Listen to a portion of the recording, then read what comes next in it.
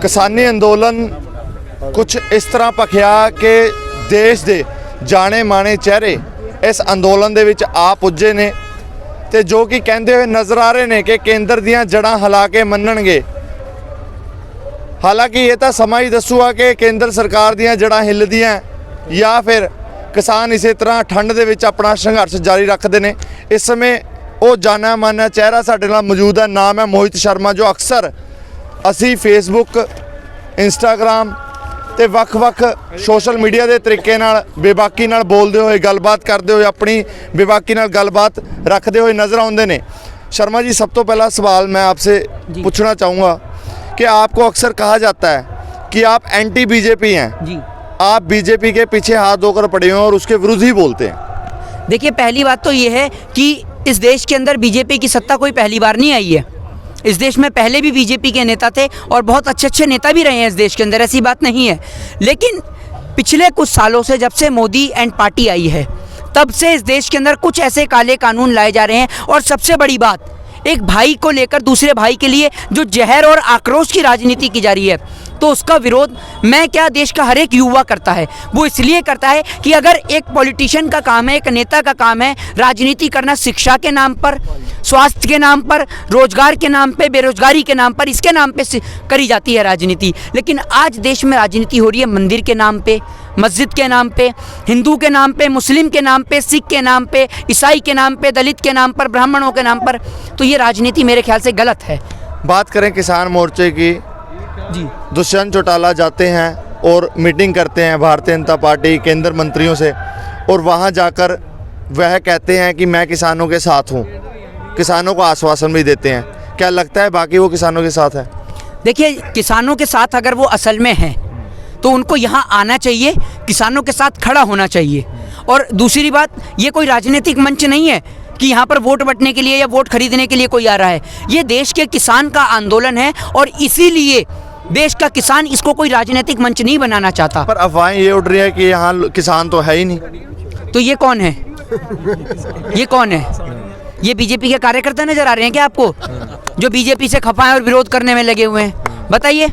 कहा जाता है ये शरारती तत्व हैं, तरह तरह की बातें उड़ाई जाती है, टेररिस्ट तक कह दिया जाता है। तो एक बात मुझे बताइए, आप कह रहे हैं कि आप खुद भी अपना अंदाज़ा और दिमाग लगा के सोचिए कि यहाँ पर काम करने वाले लोगों का बिजनेस पहले से ज़्यादा बढ़ चुका है, और अगर ये शरारती तत्व हैं तो अभी तक तो पूरे किसान आंदोलन में कोई ऐसी खबर सुनाई नहीं दी है कि किसी एक बस का, एक गाड़ी का शीशा तक फोड़ा गया हो या हेडलाइट भी तोड़ी गई हूँ।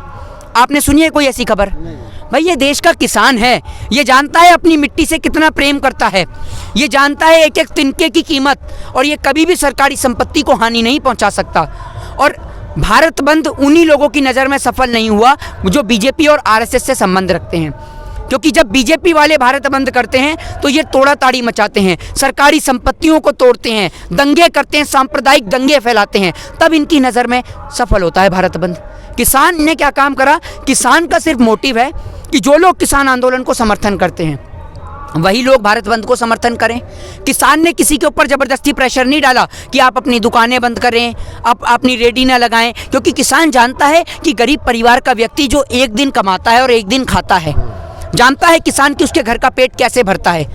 किसान एकमात्र वो व्यक्ति होता है जिसके घर की छत भले ही टपकती हो, लेकिन हमेशा उस ईश्वर से हमेशा यही कहता है कि ये ईश्वर, मेरे खेत में हमेशा बारिश होनी चाहिए, कि एक बार को मेरे घर की छत टपकेगी तो वो देखी जाएगी, लेकिन मेरे देश के लोग भूखे नहीं मरने चाहिए। वो है देश का किसान, जिसका घर भले ही छोटा हो लेकिन दिल बहुत बड़ा होता है।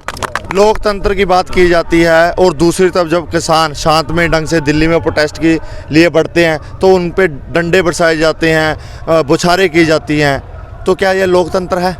देखिए, सबसे पहले तो आर्टिकल 19 जो हमें और आपको आज़ादी देता है शांतिपूर्ण तरीके से अपनी बात को सरकार तक रखने का, प्रोटेस्ट करने की आज़ादी देता है हम लोगों को। लेकिन ये समझ में नहीं आता कि जब इस देश का किसान अपने ही देश की राजधानी में आता है सरकार से सिर्फ अपनी बात को रखने के लिए, और वो भी मजबूरी में आया है किसान 2 महीने पहले रेल की पटरी पर बैठ चुका है, पर जब किसान की ओर ध्यान नहीं दिया गया तब किसान मजबूरी में आकर दिल्ली की ओर आया है और दिल्ली के तमाम बॉर्डर्स को किसानों ने घेरा है, क्योंकि जब सरकार इनकी बातों पे ध्यान नहीं दे रही थी तब किसान मजबूरी में आया है।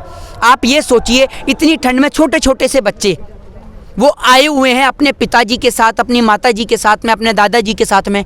जानते हैं क्यों आए हुए हैं? और वो बच्चे कह रहे हैं कि मोदी जी हमारी आपसे निवेदन है कि आप इस बिल को वापस ले लीजिए। जानते हैं क्यों? एक मैंने वीडियो देखी सोशल मीडिया पे, एक छोटी सी बच्ची की आंख में आंसू आ जाते हैं इस बात को कहते हुए कि मोदी जी बिल को वापस ले लीजिए। और जब उससे पत्रकार पूछता है कि बेटा क्यों वापस ले लें, तो पता है क्या कहती है वो बच्ची रोते हुए शब्दों में कहती है कि मेरे पापा का छोटा सा खेत है, अगर हमारे घर में खेती के अलावा कोई और साधन नहीं है, अगर हमारा ये खेत भी हमसे चला गया तो मेरे पिताजी मेरे स्कूल की फ़ीस कैसे भरेंगे और हमारे घर में राशन कैसे आएगा, हम लोगों का पेट कैसे भरेगा। समझ रहे हैं? उस बच्ची की आंख में आंसू आ गए थे। जब एक इतनी छोटी सी बच्ची की आंख में आंसू देखकर प्रधानमंत्री जी का दिल नहीं पसीज रहा, तो आप सोचिए कि इतने सारे किसानों के दिल से कैसे पसीजेगा मोदी जी को देखकर।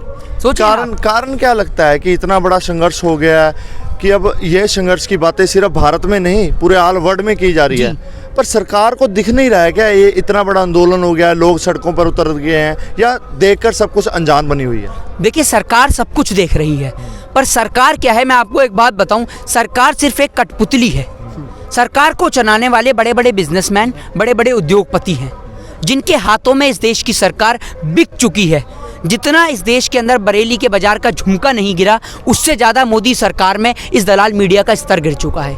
आप ये देखिए, किसान के मुद्दों को डाइवर्ट करने के लिए कभी इनको खालिस्तान की श्रेणी में बताया जाता है, कभी कुछ ऐसे लोगों का नाम इसमें चयनित कर दिया जाता है। एक बात मुझे बताइए, किसान सिर्फ यहाँ पर, मैं भी जब से यहाँ किसान दिल्ली में आए हैं तब से हम यहाँ पर इनके साथ मौजूद हैं, चाहे वो टीकरी बॉर्डर हो, सिंधु बॉर्डर हो, गाज़ीपुर बॉर्डर हो, चाहे वो देश की तमाम जगह जहाँ पर किसान मौजूद है, हम हर एक जगह गए हैं। लेकिन हमें कहीं भी कोई भी ऐसा व्यक्ति नज़र नहीं आया जो किसान आंदोलन के बाद अलावा किसी और चीज़ की बात करे जिसको इस देश की सरकार ऐड करने में लगी हुई है। दूसरी बात, इस बात को लेकर देश के किसान पूर्ण रूप से कह भी चुके हैं कि अगर यहाँ पर, एक बात बताइए, 2 महीने किसान रेल की पटरी पर भी रहकर आया, लेकिन कोई भी किसी भी तरीके की तोड़ाताड़ी नहीं हुई, किसी भी तरीके की आगजनी नहीं हुई। उसके बाद किसान यहाँ मौजूद है, यहाँ भी तोड़ाताड़ी नहीं हुई, कोई आगजनी नहीं हुई। लेकिन अगर अब यहाँ कुछ भी होता है तो उसके जिम्मेदार देश की गवर्नमेंट और देश की सरकार है, क्योंकि किसान ने अब तक किसी संपत्ति को हानि नहीं पहुँचाई है। अगर कोई पहुँचाता है तो वो शरारती तत्व है जो किसी भी पार्टी या किसी भी संगठन से जुड़ा हो सकता है। लगता है इस धरने को खराब करने की भी कोशिशें की जा सकती है। मैं आपसे वही तो कह रहा हूँ, इसीलिए तो कोई भी आपत्तिजनक शब्द आएगा। आप एक बात बताइए, वरना सरकार हटाएगी कैसे किसानों को? किसान किसी को परेशान नहीं कर रहे, इस बात से भी सरकार को तिलवली है। सोशल मीडिया पे देख रहे हैं कि ऐसी बातें भी की जा रही हैं कि हरियाणा की कुछ जथेबंदियां कह रही हैं कि हम इनके साथ हैं, सरकार के साथ हैं, अगर बिल वापस आप करते हो तो हम धरने देंगे। ये क्या लगता है, ये कोई राजनीति की जा रही है? नहीं, राजनीति कुछ नहीं की जा रही। मैं आपको वही कहना चाह रहा हूँ कि देश की आज़ादी के टाइम वाला हिसाब इस देश के अंदर हो रहा है। वो लोग जो हैं वो बीजेपी के संगठन के ही लोग हैं जो इस तरीके की बात कर रहे हैं। आप दिखाइए, आपके साथ में कितने लोग हैं, दिखाइए तो ज़रा आप। सारा किसान मेरे ख्याल से हरियाणा का हो, पंजाब का हो, उत्तर प्रदेश का हो, महाराष्ट्र का हो, राजस्थान का हो, सारा किसान तो यहाँ मौजूद है। और किसान कहाँ हैं? बाकी कुछ लोग जो हैं वो बीजेपी के ही संगठन के लोग हैं और वो हर जगह होते हैं। बाकी आप उसको देखकर किसान आंदोलन को कमज़ोर करने की कोशिश मत कीजिए, क्योंकि किसान अपनी बात को लेकर, अपनी मांग को लेकर अडिग हैं, अपनी बात पर पूर्ण रूप से टिके हुए हैं। और किसान सरकार से भीख नहीं मांग रहा कि हमें भीख दे दो। भीख मांगने का काम नेताओं का होता है जो वोट मांगते हैं भीख में, किसान का नहीं है। किसान सिर्फ कह रहा है कि जिस तरीके से रातों रात जीएसटी और नोटबंदी लागू की जाती है, ठीक उसी तरीके से इन तीनों काले कानून बिलों को वापस लिया जाना चाहिए।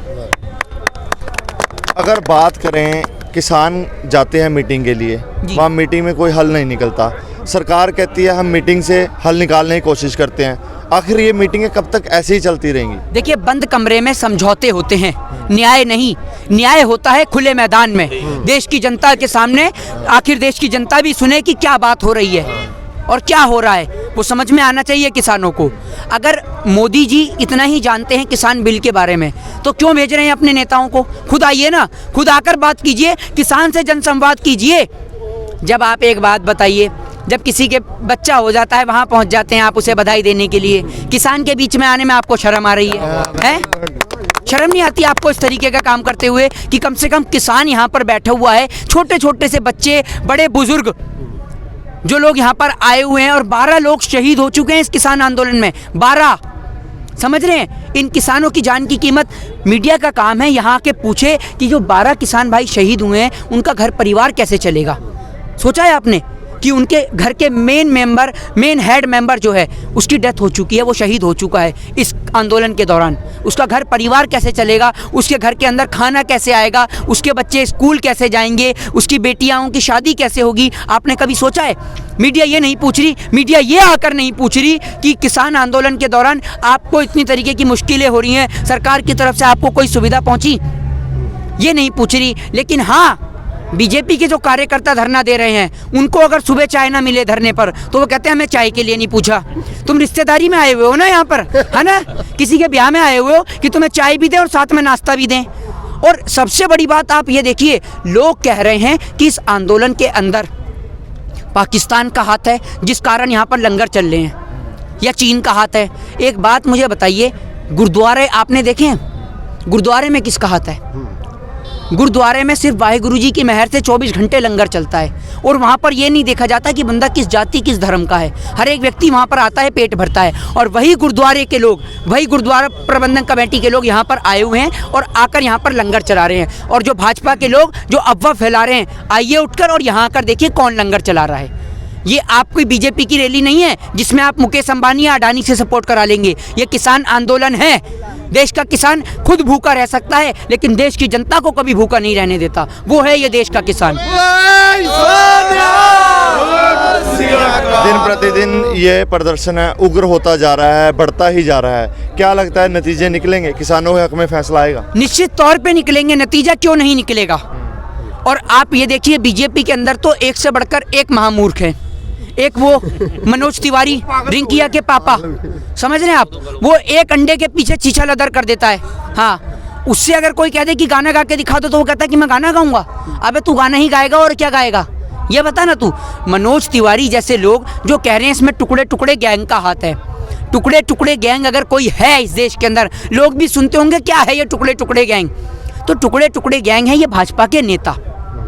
टुकड़े टुकड़े गैंग के मेंबर वो लोग हैं जो जब पूरा देश आज़ादी की लड़ाई लड़ रहा था और वो रानी विक्टोरिया को अंग्रेजों को सलाम ठोकने में लग रहे थे, वो टुकड़े टुकड़े गैंग के मेंबर हैं। वो टुकड़े टुकड़े गैंग के मेंबर हैं जो जाति और धर्म के नाम पर एक भाई को दूसरे भाई से लड़ाते हैं। असल में पूरे विश्व में एकमात्र हिंदुस्तान एक ऐसा देश है जहां आपको दिवाली की भी रौनक देखने को मिलती है और रमज़ान की भी रौनक, और आपको और हमें इस रौनक को कायम करने का काम करना है, ना कि ख़त्म करने का। और ना ये राम के ना रहीम के, ये कुर्सी के पुजारी हैं और कुर्सी की लगी बीजेपी को बीमारी है। बदला लेगी जनता किसानों के अपमान का, वोट लेगा ये किसानों के नाम का। जब वोट लेना होता है तब ये किसानों के पास आ जाते हैं और जब वोट नहीं लेना होता तब किसानों के पास नहीं आते। हर दिन इस देश के अंदर 8 किसान मरते हैं।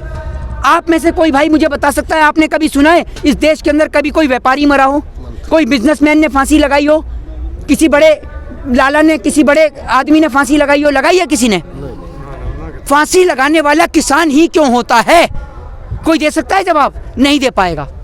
क्योंकि इसलिए फांसी लगाने वाला किसान होता है कि जब इस देश से नीरव मोदी, मेहुल चौकसी, विजय माल्या जैसे भगोड़े इस देश से लाखों करोड़ों रुपया लेकर फुर्र हो जाते हैं तो मोदी जी कहते हैं कोरोना से पहले कि नीरव मोदी आ रहा है, जैसे ना जाने पैदल आ रहा है वो, जो अब तक पहुंचा ही नहीं।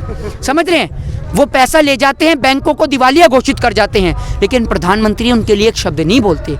लेकिन दूसरी ओर देश का किसान भाई 15,000 20,000 बैंक से उधार क्या ले ले, ये बैंक वाले उसकी संपत्ति पे कब्जा कर लेते हैं, जिस कारण देश का किसान मजबूरन आत्महत्या करने को मजबूर हो जाता है। क्योंकि बारिश नहीं हुई तब भी किसान को समस्या, और अत्यधिक मात्रा में बारिश हो गई तब भी किसान को समस्या। हर तरफ से मरना है तो सिर्फ इस किसान का। अच्छा, अगर बात करें